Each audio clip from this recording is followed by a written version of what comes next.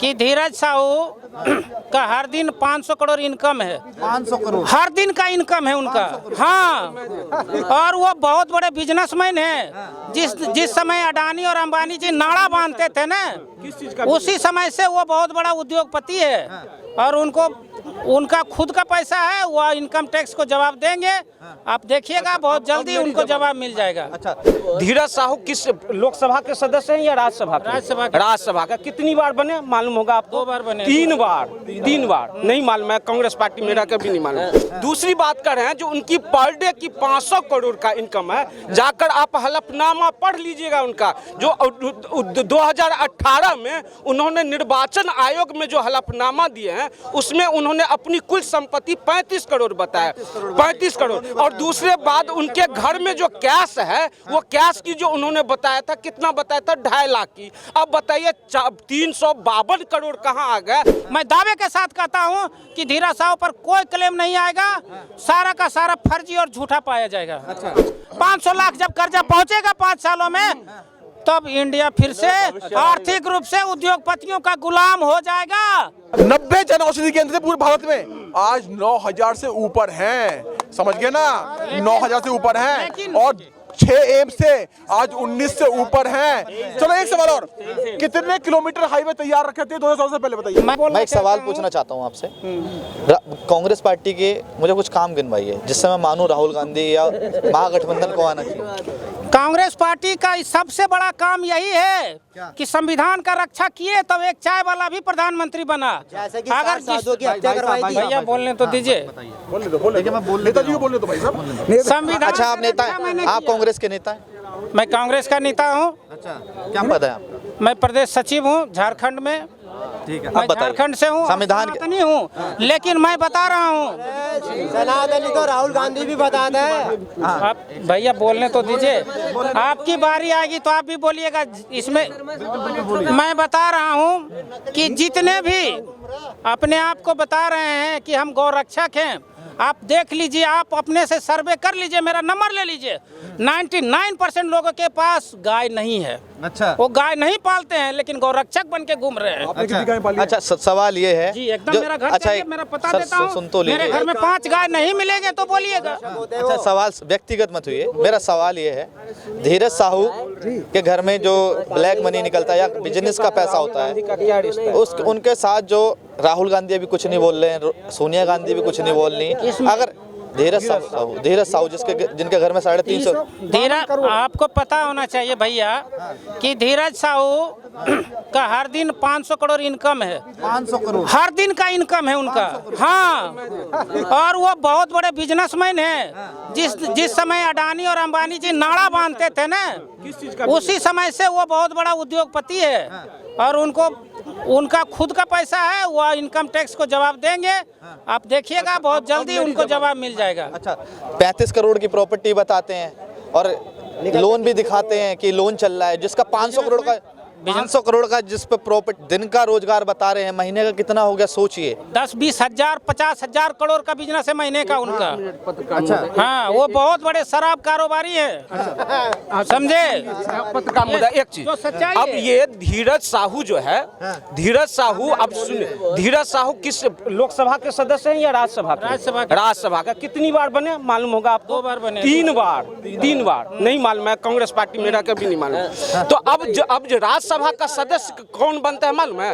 वो बनते हैं जिसे किसी न किसी क्षेत्र में उत्कृष्ट योगदान दिया हो, चाहे वो शिक्षा में, उसके बाद क्या कहते हैं ये विज्ञान में। लेकिन उनका योगदान किस में है? तो शराब बेचने में। 3 स्टेट में उनकी शराब की फैक्ट्री है। दूसरी बात कर रहे हैं, जो उनकी पर डे की 500 करोड़ का इनकम है, जाकर आप हलफनामा पढ़ लीजिएगा उनका। जो 2018 में उन्होंने निर्वाचन आयोग में जो हलफनामा दिए हैं, उसमें उन्होंने अपनी कुल संपत्ति 35 करोड़ बताया। 35 करोड़। और दूसरे बाद उनके घर में जो कैश है, वो कैश की जो उन्होंने बताया था, कितना बताया था? 2.5 लाख की। अब बताइए 352 करोड़ कहाँ आ गए? जो 2018 में उनकी 35 करोड़ की उन्होंने अपना संपत्ति बताया था, वो कहाँ से आया? बताएं सर। वो पूरा ज्वाइंट फैमिली है, उसके घर में कम से कम कमा के उनको नहीं देता है। आपके घर में अगर 5 भाई है तो पांचों भाई अगर ज्वाइंट फैमिली है उनको कह देगा, उनका भाई का संपत्ति है, उनका परिवार का संपत्ति है, सब मिला के सब ज्वाइंट फैमिली है और उनके ज्वाइंट फैमिली में दर्जनों लोग हैं और सारे लोग बिजनेस में हैं और सब इकट्ठा रहते हैं। आप पता कर लीजिए। तो धीरज साहू आके इनकम टैक्स को जवाब नहीं दे रहे, एकदम देंगे जवाब। ना मीडिया में आ रहे हैं। एकदम देंगे, बहुत जल्दी आपको जवाब मिलेगा, बहुत जल्दी। उसका मैनेजमेंट कर रहा है ना, उसका हिसाब सब कर रहा है, सारा हिसाब करके जवाब दे दिया जाएगा। मैं दावे के साथ कहता हूं कि धीरज साहू पर कोई क्लेम नहीं आएगा, सारा का सारा फर्जी और झूठा पाया जाएगा। एक चीज प्रश्न और पूछना है। चलो ठीक है, आप किसी एक प्रश्न, किसी उद्योग, चाहे कोई भी उद्योगपति हो, कोई बिजनेसमैन हो, घर में कैश रखने की लिमिट कितनी होती है पूछिए। कैश रखने के लिए लिमिट कितनी होती है? मोदी जी तो डिजिटल इंडिया कर दिया, पूरा साइबर क्राइम हो रहा है। साइबर क्राइम कितना हो रहा है? 20,000 से ऊपर की ट्रांजैक्शन पूरे देश में साइबर क्राइम हो रहा है, साइबर क्राइम हो रहा है। अगर घर में वो पैसा रखे हैं तो उसका इनकम टैक्स अगर छापा मारा है, उसको मिला है। प्रश्न ये था जो घर में कैश रखने की लिमिट कितनी है? लिमिट है तो अडानी के यहाँ छापा लगे ना, अडानी के यहाँ 50,000 करोड़ निकलेगा, 50,000 करोड़। अंबानी के यहाँ 50,000 करोड़ निकलेगा। अडानी पे आप इतनी बात कह रहे हैं, आपको पता है बिहार में निवेश करा है अभी, फिर अडानी का काहे नहीं रोते हैं? निवेश क्या करेगा? आप चले जाइए, आप चले जाइए हमारे झारखंड में, हमारे झारखंड में चले जाइए। उन्होंने एक पावर प्लांट लगाया है गोड्डा में। गोड्डा का जमीन, इंडिया का जमीन, इंडिया का पानी, इंडिया का कोयला, लेकिन जा रहा है बांग्लादेश सब बिजली। पता कर लीजिए, सारा बिजली बांग्लादेश जा रहा है। क्यों जा रहा है? शेख हसीना को क्यों जा रहा है? ये सिर्फ इनकम करते हैं और मोदी जी के माध्यम से अडानी और अंबानी के द्वारा सारे चैनल को खरीदा जाता है और चैनल में प्रोपगेंडा करके उनको जिताने का काम कर रहे हैं। सिर्फ परसेप्शन के मतलब जवाब ना हो तो मीडिया को ब्लेम कर, एकदम मीडिया को मैनेज करके चल रहे हैं। 16 चैनलों, पत्रकारों की लिस्ट बना दो, चैनल को ब्लेम कर दो। ये कांग्रेस का एजेंडा रहा है। जो सही बोलता है उसको मीडिया से बाहर कर। रवीश कुमार ही बढ़िया है आपके लिए? रवीश कुमार नहीं है, जो सही बोल रहा है अभिसार शर्मा, रवीश कुमार, जितने भी मीडिया का जो बढ़िया जो पत्रकार है, कांग्रेस की बढ़ाई कांग्रेस का नहीं, जो न्यूट्रल बात बताता है उसको निकालने का काम किया जाता है। आपकी बात क्या नहीं रखी? और आप देखिएगा कुछ दिनों के बाद अभी जो 55 लाख करोड़ से 155 लाख करोड़ कर्जा हुआ है और जो इनकम जीएसटी का आता है देश भर में, उसका 60% सिर्फ इंटरेस्ट में जा रहा है। आरबीआई खाली हो गया है, वर्ल्ड बैंक खाली हो गया है। अब देखिएगा कुछ दिनों में 500 करोड़ कर्जा जब हो, 500 लाख जब कर्जा पहुंचेगा 5 सालों में, तब इंडिया फिर से आर्थिक रूप से उद्योगपतियों का गुलाम हो जाएगा। ठीक है, जवाब लेते हुए जाना। अब सुन लीजिए, इनसे मैंने प्रश्न पूछा घर में कैश रखने की लिमिट कितनी होती है, उन्होंने ये पहुंच गए कहाँ? अडानी पे। मैं इनको दुरुस्त कर देता हूं, अगर आपके पास नॉलेज नहीं है तो मैं बता देता हूं। घर में कैश रखने की जो लिमिट होता है वो 25 लाख तक आप घर में कैश रख सकते हैं, उससे ऊपर नहीं रख सकते। लेकिन फिर भी इनके घर में 352 करोड़ का आ गया, तो ये ब्लेम कर रहे हैं बीजेपी पे। एक चीज और मुझे पता चला है, बड़ी ब्रेकिंग न्यूज है, मालूम है आपको? नहीं मालूम है? ये लोग कह रहे हैं अब ईवीएम से चुनाव मत लड़ो, किससे करो? तो बैलेट पेपर से। अब ये कह रहे हैं जो धीरज साहू के घर में जो नोट मिला है, बीजेपी ने उस काउंटिंग मशीन को हैक कर लिया है। अब हैक कर लिया तो अब चुनाव उसकी काउंटिंग कैसे करो? हाथ से करो। अब ये चाहते हैं ये लोग हाथ से काउंटिंग हो और 6 महीने के बाद पता चले उनके घर में कितनी है।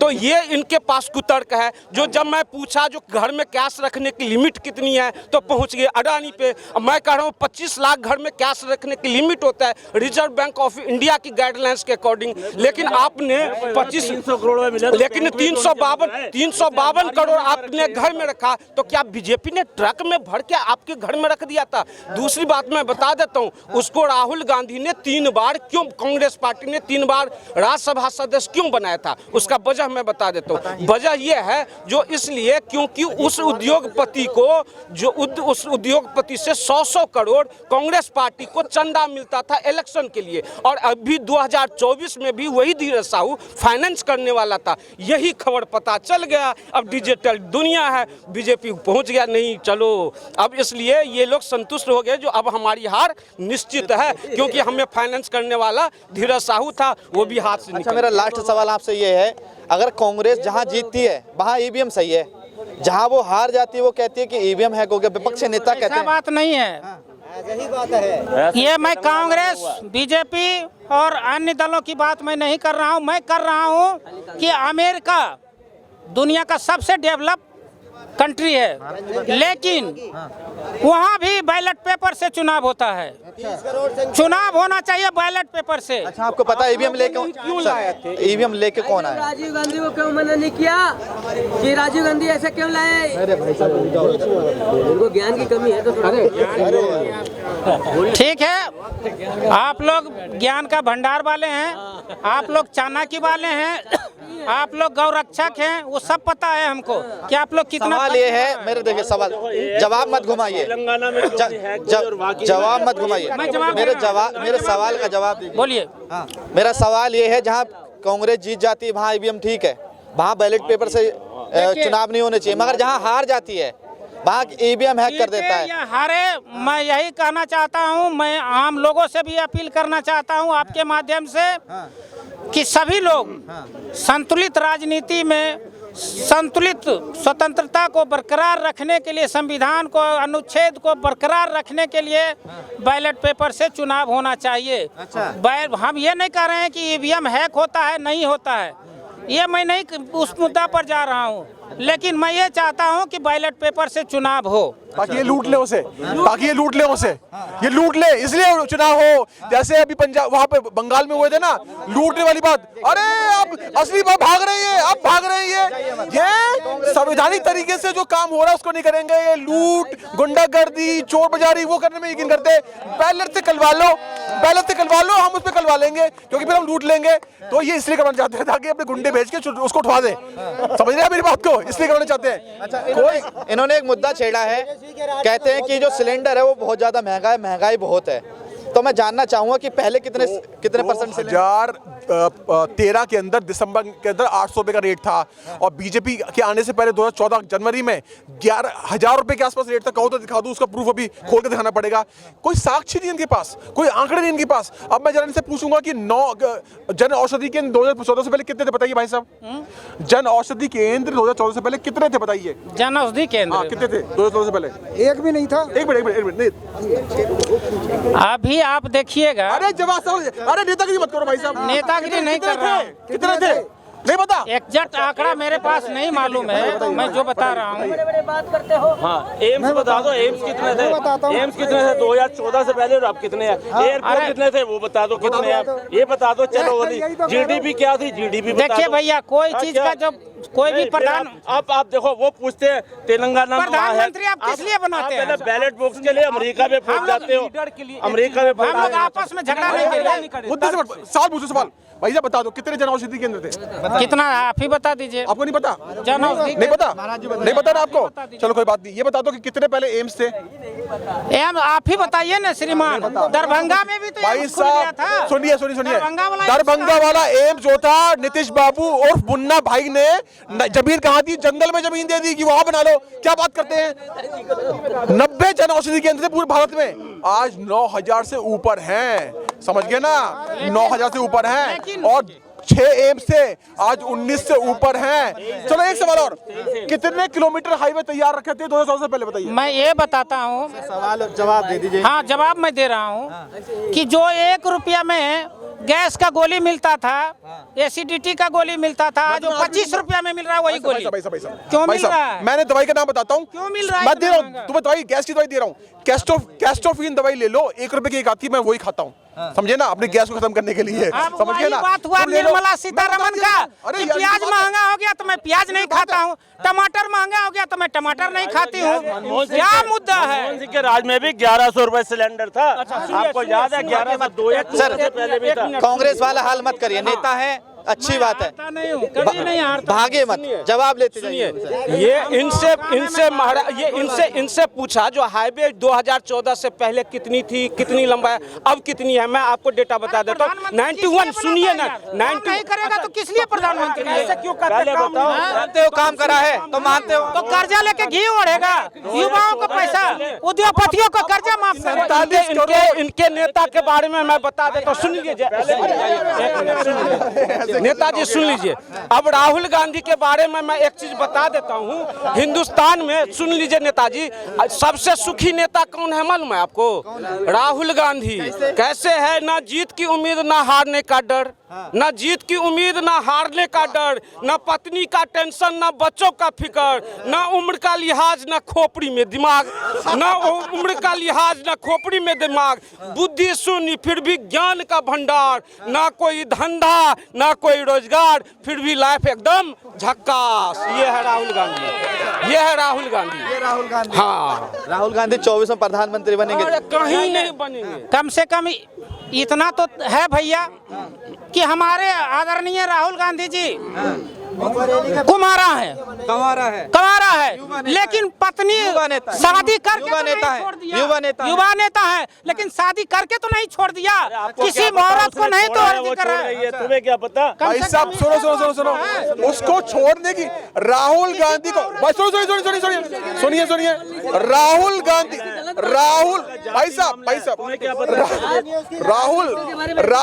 सुनो, राहुल गांधी को शादी करने की आवश्यकता नहीं है जो आदमी बैंकॉक जाता हो, समझ रहे हैं ना आप? ठीक है, और उसकी गर्लफ्रेंड की फोटो पूरे इंटरनेट पे है, उसकी गर्लफ्रेंड ऑलरेडी है, वो आज भी फोन पे बात करता है, वो जैसे प्रधानमंत्री बनेगा तभी शादी करेगा उससे। मैं आपको अंदर की बात बता रहा हूँ। अब ये क्या करे प्रधानमंत्री की बात?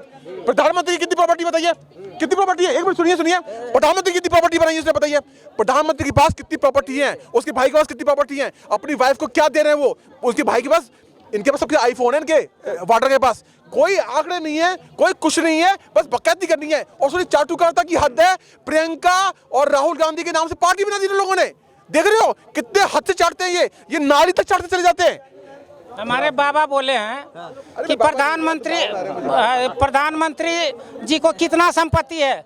प्रधानमंत्री जी का संपत्ति इसी से पता चलता है कि जिस समय वह सिर्फ एक कार्यकर्ता थे तो अमेरिका के पार्लियामेंट के सामने का फोटो है उनका, व्हाइट हाउस के सामने का। अरे वो तो गरीब काबिलियत है यार, उसकी काबिलियत है भाई साहब। और किसी गांधी, तुम्हारे बताओ गांधी फैमिली, राहुल गांधी की औकात क्यों नहीं? जाओ एक काबिलियत। राहुल मोदी जी की फोटो यूएस की इनके पास है, मोदी जी की फोटो इनके पास यूएस की फोटो है, लेकिन राहुल गांधी की खबर मेरे पास भी है। सफेद बाल के साथ एयरपोर्ट पे पकड़े गए थे हमारे पप्पू गांधी, और किसे छुड़वाया था? हमारे अटल। अरे लप्पू सा पप्पू है, बोलना वहां पे आवे ना है, झींगुर सा नेता है, कुछ नहीं कर पाएगा वो। पहली बात सुन लीजिए। कांग्रेस पार्टी वो ईमानदार पार्टी है जिसने आज तक कभी कोई घोटाले नहीं करे। वो ये कहते हैं कि जिस दिन बीजेपी की सरकार जाएगी घोटाला तो हम दिखाएंगे। भाई साहब आंकड़े निकाल के देखिए, पूरे दुनिया में सबसे अमीर महिला, चौथी महिला कौन? सोनिया गांधी। रोकिए, सोनिया गांधी और एंटोनियो। हाँ, और आज के समय पूरे दुनिया में चौथे नंबर पे कौन? भारत। आंकड़े नहीं इनके पास, बिना आंकड़े के बात डिबेट करेंगे। आंकड़े नहीं, डिबेट कैसे कर पाओगे? आंकड़े नहीं, डिबेट कैसे कर पाओगे? कोई आंकड़े नहीं है। आप शब्द मत बोलिए, ये गलत बात है। अच्छा ठीक है, अगर मैं पप्पू भाई के बारे में कोई गलत बात नहीं बोलूंगा। मैं पप्पू का, अरे पप्पू क्यों नहीं है? वही कह रहा है कि राहुल, ये पांडवों ने नोटबंदी क्यों नहीं करी? पांडवों ने। एक चीज बताइए भैया, पप्पू नाम का व्यक्ति पूरे देश में बहुत मिलेगा, लेकिन फेंकू नाम का कोई मिलेगा क्या? कैसे बोल रहे हैं? माननीय प्रधानमंत्री जी सिर्फ झूठ बोलते हैं। अच्छा, कैसे? सवाल ये है, एक देश के प्रधानमंत्री के लिए पनौती, सर एक सेकंड सवाल सुन लीजिए। देश के प्रधानमंत्री के लिए पनौती, पापी जैसे शब्द यूज करना कहाँ तक? ये जनता की आवाज है, ये जनता की आवाज है। राहुल गांधी नहीं वो ये जनता की आवाज है।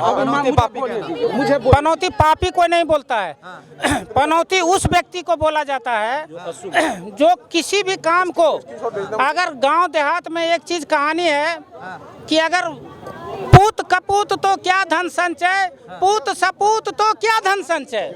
अगर यदि जो कोई व्यक्ति मिट्टी को छूता है तो सोना बन जाता है, और सोना को छूता है तो मिट्टी बन जाता है। अगर जो सोना को छूता है मिट्टी बन जाता है उसको पनौती बोलता है, और जो मिट्टी को छूता है सोना बन जाता है वह सपूत पुत्र कहलाता है। मैं बता देता हूँ। ये देखिए, केवल नरेंद्र मोदी को नहीं कहा पनौती राहुल गांधी ने। राहुल गांधी ने पीएम मतलब पनौती मोदी कहा था, मतलब पीएम पद की गरिमा को नष्ट करने की कोशिश, एक मिनट नेताजी, नष्ट करने की कोशिश किया था उन्होंने। तो राहुल गांधी जी आप भी सुन लो, इस तरह की असंवैधानिक भाषा का इस्तेमाल आपको नहीं करना चाहिए था, लेकिन फिर भी आपने पनौती कहा। तो मैं आपको बता देता हूँ, आपसे बड़ा पनौती कोई हो ही नहीं सकता है। जब आपने पैदा लिया तो अपने चाचा को खा गए, उससे बड़े हुए तो अपनी दादी जी को खा गए, उससे बड़े हुए तो अपने पापा जी को खा गए, अब किसको खा रहे हो? पूरे कांग्रेस पार्टी को खा रहे हो। आपसे बड़ा पनौती कोई हो ही नहीं सकता है।